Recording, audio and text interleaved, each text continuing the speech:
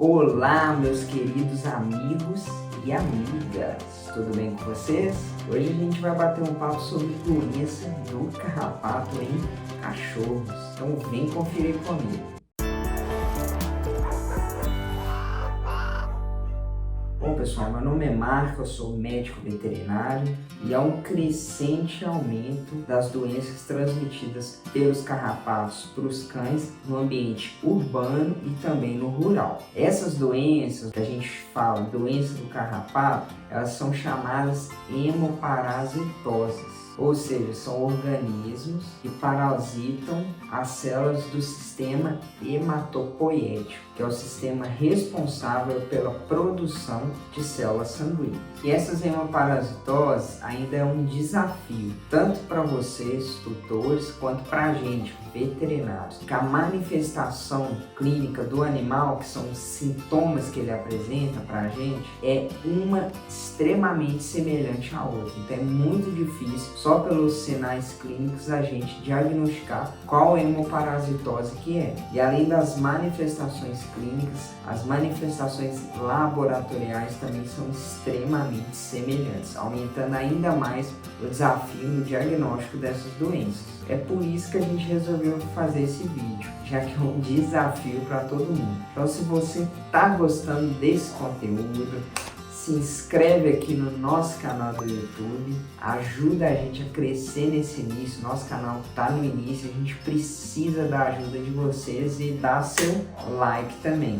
E o like ajuda o YouTube a divulgar esse vídeo para mais gente e motiva a gente a produzir conteúdo para você. E pessoal, a gente vai fazer vários vídeos sobre a doença do carrapato, já que esse é o primeiro, mas se você caiu nesse vídeo, a gente já produziu conteúdo de todas as doenças de carrapato conhecidas até hoje. Nesse vídeo a gente vai falar de uma das mais importantes, que é a erliquiose. Nos outros vídeos nós vamos falar sobre a babesiose, anaplasmose, febre maculosa, hepatozoonose, hemoplasmose ou micoplasma felino e a rangeliose. Todas essas são doenças do carrapato, as famosas hemoparasitoses.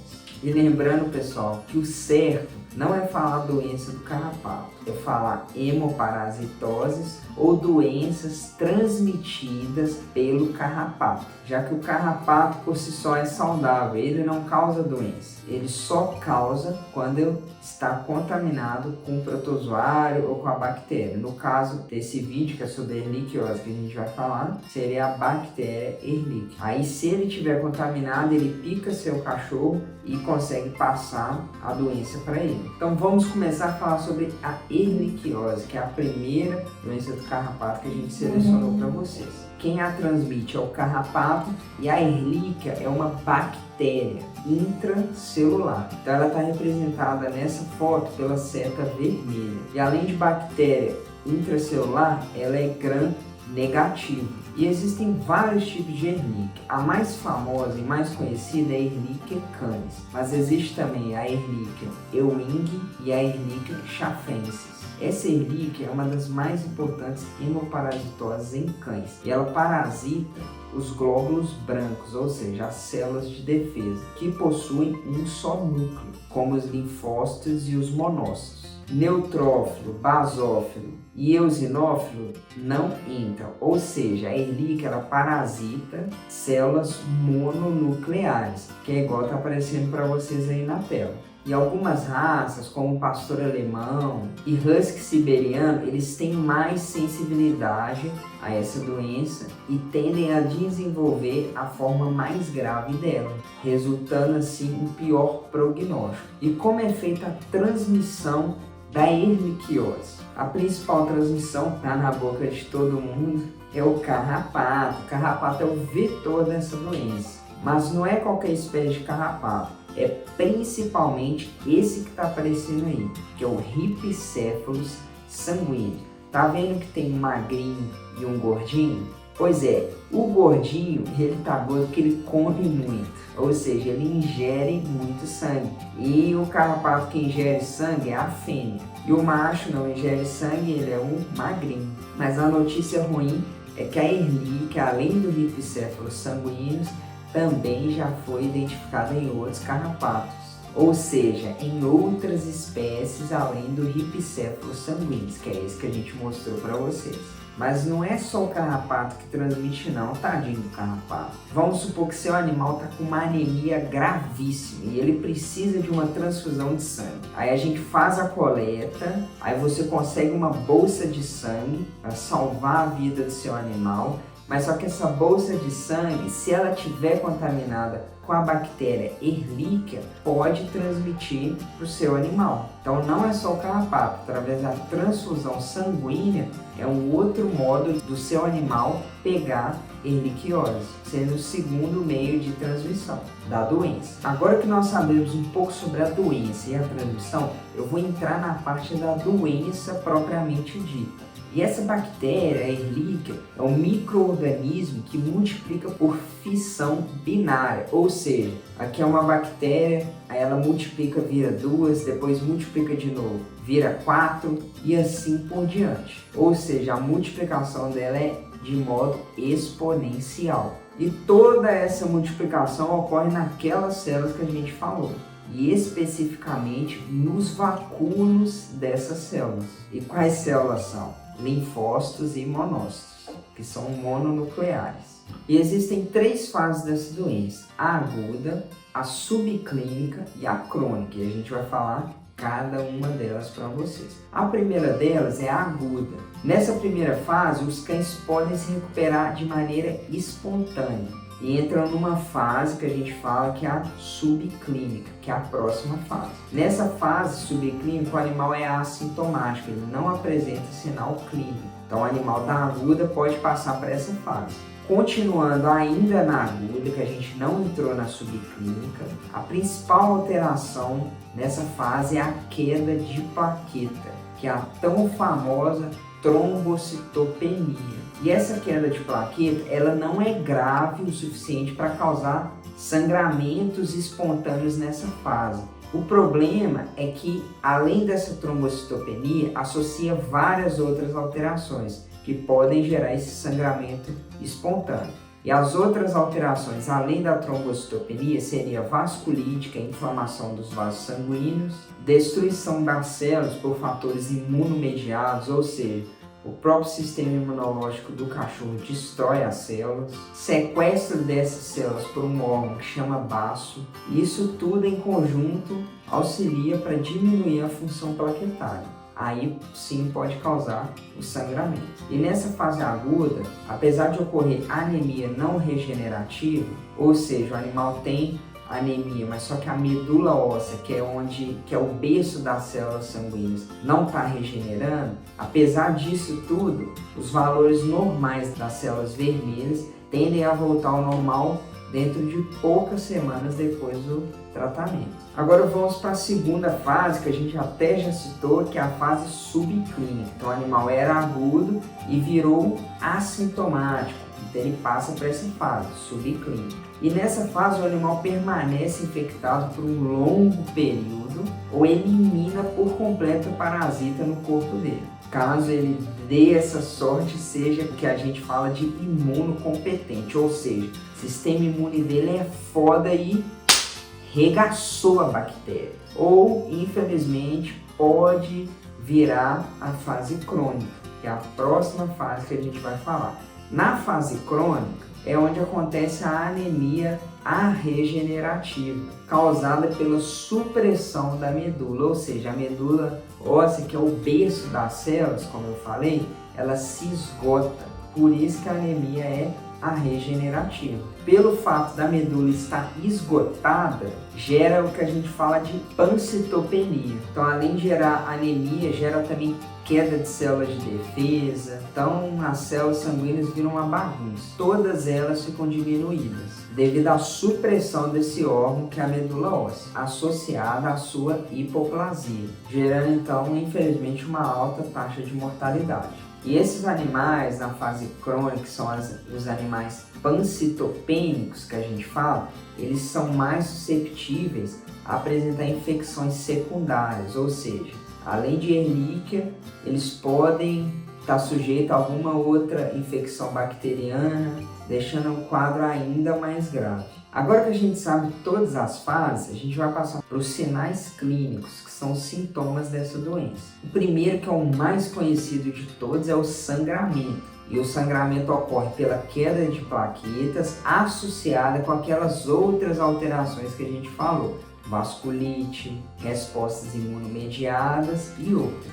Elas geram destruição e consumo dessas plaquetas. E uma consequência dessa queda e destruição de plaquetas é o famoso epistaxe, que é o sangramento nasal. Além disso, o animal apresenta petequias e equimoses. Equimose é como se fosse área arroxeada, que é o que está aparecendo aí na foto. E as petequias e as equimoses podem ser sozinhas ou associadas. E todas essas alterações são devido à trombocitopenia, que é aquela queda de plaqueta. Além desse sinal de sangramento, existem outros também, como uveíte, alterações articulares, então o animal pode mancar, gerando poliartrite, ou seja, várias artrites no animal. A córnea pode ficar opaca também, gerando até cegueira nos olhos. Pode gerar anemia, como todos nós já sabemos, devido à pancitopenia. Aí as mucosas ficam pálidas, ficam brancas, e também o animal tem mais predisposição a ter infecções secundárias, como a gente já falou também. E além de infecções secundárias, aquelas infecções recorrentes que vai e volta, vai e volta. Então, o animal apresenta uma infecção, a gente trata com antibiótico, ela melhora, depois volta a mesma infecção e assim por diante. Pode gerar também poliúria, polidipsia, já que o rim na erliquiose ele é afetado devido a glomerulonefrite, causado por deposição de imunocomplexos nos rins. Pode gerar convulsões e ataxia. E ocorre aumento de alguns órgãos também, como fígado, baço, e esse aumento ocorre principalmente na fase crônica da doença. E por que esses órgãos aumentam? Porque a erliquiose, a gente falou que ela multiplica por fissão binária. E ela multiplica naquelas células mononucleares, que são os linfócitos e os monócitos, que são células de defesa. E essas células, como a gente está falando de fígado e baço, algumas delas estão localizadas nesses órgãos. Como a multiplicação é muito grande, esses órgãos, por consequência do aumento da quantidade de erliquiose, eles aumentam. Por isso que dá esplenomegalia, que é o aumento do baço, e hepatomegalia, que é o aumento do fígado. E a gente não pode esquecer dos linfonodos, eles aumentam também, pelo mesmo motivo que eu expliquei do aumento do fígado e do baço, caracterizando então a linfadenomegalia, que é o aumento dos linfonodos. E a erliquiose é um fator de risco para doenças do miocárdio. Então, o miocárdio é um músculo presente no coração. Se seu cachorro tem alguma predisposição a apresentar alguma doença do miocárdio, com a erliquiose, essa predisposição aumenta ainda mais. Ou se ele já é doente, a alteração do miocárdio vai agravar. E a gente está falando tanto de queda de células de defesa, mas às vezes pode aumentar também. E como que a gente diagnostica essa doença? Ou seja, como que a gente bate o martelo e fala que é erliquiose? A gente faz isso através de alguns exames laboratoriais, mas não é simples chegar nesse diagnóstico. Isso é difícil devido às várias fases de infecção da doença que a gente passou para vocês, que é aguda, subclínica e crônica, e a variedade de manifestação clínica. Como está aparecendo aí na tabela para vocês, a gente pode fazer o diagnóstico de todas essas maneiras, pela detecção da mórula, pela sorologia ELISA, sorologia RIF e também pelo PCR. Na detecção da mórula, a amostra é sangue total e a gente faz a detecção do parasita mesmo, então da Ehrlichiose canis. Já na sorologia, a gente detecta anticorpos, ou seja, a gente detecta o que o corpo produz contra essa bactéria. Então é um exame indireto, não é direto, como a detecção da mórula e do PCR. A sorologia RIF segue o mesmo raciocínio da ELISA, detectando então anticorpos. E o PCR detecta o parasito. Então, através de todos esses métodos, a gente consegue detectar a erliquiose no animal. Mas cada método é usado de acordo com a fase que o animal apresenta. Um exemplo para vocês entenderem, se a gente usar o PCR, vai ser bom para detectar erliquiose na fase aguda. Já na fase crônica, não é tão bom utilizar o PCR. Mas só para vocês entenderem melhor, em resumo, diante das limitações de cada teste e das particularidades relacionadas ao micro-organismo em si, a gente indica a combinação de sorologia e PCR como exames complementares correlacionando com as alterações clínicas e laboratoriais para a conclusão de um diagnóstico de erliquiose monocítica canina. Ou seja, o ideal é a gente utilizar sorologia e PCR e correlacionar esses dois exames com as alterações com os sintomas que o animal apresenta, além de outros exames laboratoriais também. E só uma observação importante, a reinfecção e recidiva de erliquiose é comum, ou seja, o animal pode se reinfectar através do carrapato, por exemplo, ou então ele pode ser curado da erliquiose, mas essa erliquiose ficar no corpo dele e ele ter uma recidiva, ou seja, a doença manifestar novamente. Isso é comum. E, consequência disso, os cães precisam ser monitorados a cada 3 meses após a normalização clínica e laboratorial.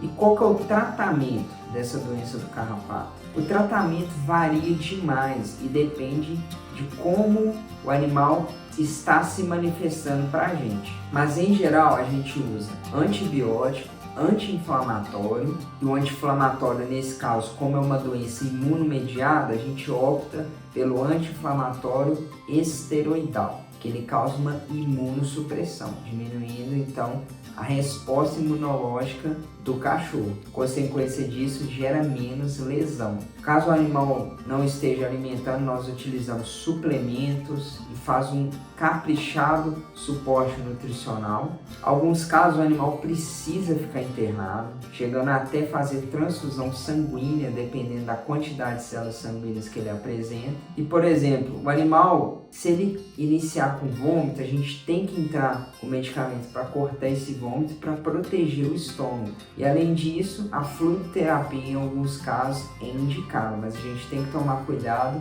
porque ela pode hemodiluir o sangue, piorando ainda mais a anemia. E a gente fala tanto em tratamento, mas nosso foco é sempre o controle. Então o controle é extremamente importante, sendo, na minha opinião, mais importante que o tratamento e mais barato também. E para você fazer o controle, o que a gente indica é utilizar carrapaticida e puricida recorrentes e desinfecção ambiental também. Vocês viram que a erliquiose é uma doença grave que afeta os cães. Ela é transmitida pelo carrapato, mas só que o carrapato ele tem que estar com a bactéria no corpo para poder transmitir para o cachorro. E além disso, a transfusão sanguínea é um outro método de transmissão da doença. E os animais apresentam vários sinais clínicos, mas o mais famoso deles é o sangramento e a anemia.